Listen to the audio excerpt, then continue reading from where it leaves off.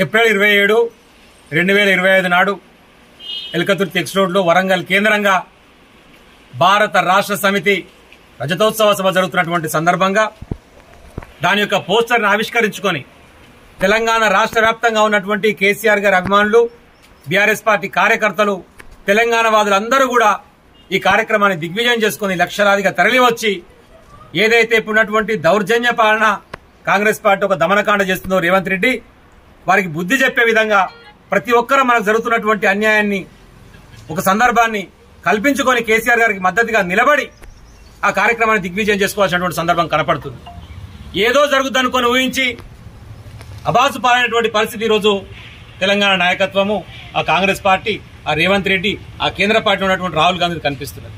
మేము ఏదో చేస్తాం, ఏదో ఎలగబెడతామని చెప్పేసి అడ్డగోడు హామీలు ఇచ్చి ఒక్కదాన్ని కూడా నెరవేర్చేటువంటి పరిస్థితి లేక దిక్కుతోచక తెలంగాణ అస్తిత్వానికే దెబ్బతీసేటువంటి పరిస్థితి వచ్చినప్పుడు బాహాటంగా బయటకు వచ్చి తెలంగాణని కాపాడాల్సినటువంటి బాహుబలిగా కేసీఆర్ గారు రేపు ముందుకు రాబోతున్నారు.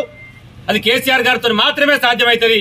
ఎందుకంటే తెలంగాణను సాధించి తన బిడ్డగా దాని ఆలనా పాలన చూసి బాగు చేసుకున్నటువంటి సందర్భం కేసీఆర్ గారిది.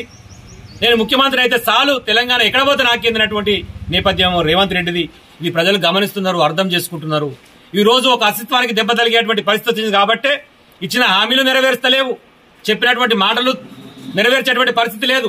అడ్డగోలుగా గవర్నమెంట్ అధికారాన్ని ఉపయోగించి నేను భూములను అమ్ముతా, నేను నీళ్ళనియ్యా, ఎవరైనా సరే నన్ను ప్రశ్నించి ఎదిరించి మాట్లాడితే వాళ్ళ మీద అక్రమ కేసులు పెట్టి జైలుకి పంపుతానటువంటి ఒక దౌర్జన్యమైనటువంటి పరిస్థితి ఈరోజు తెలంగాణలో ఉంది. కాబట్టి కేసీఆర్ గారు రేపు పెట్టేటువంటి మీటింగ్ మనందరం కలిసికట్టుగా భాగస్వాములమై మద్దతు తెలిపి ఈ కాంగ్రెస్ ప్రభుత్వాన్ని ఎండగట్టాల్సినటువంటి పరిస్థితి ఉన్నది అని చెప్పి దయచేసి అర్థం చేసుకోవాలని చెప్పి మీకు విజ్ఞప్తి చేస్తా ఉన్నాను.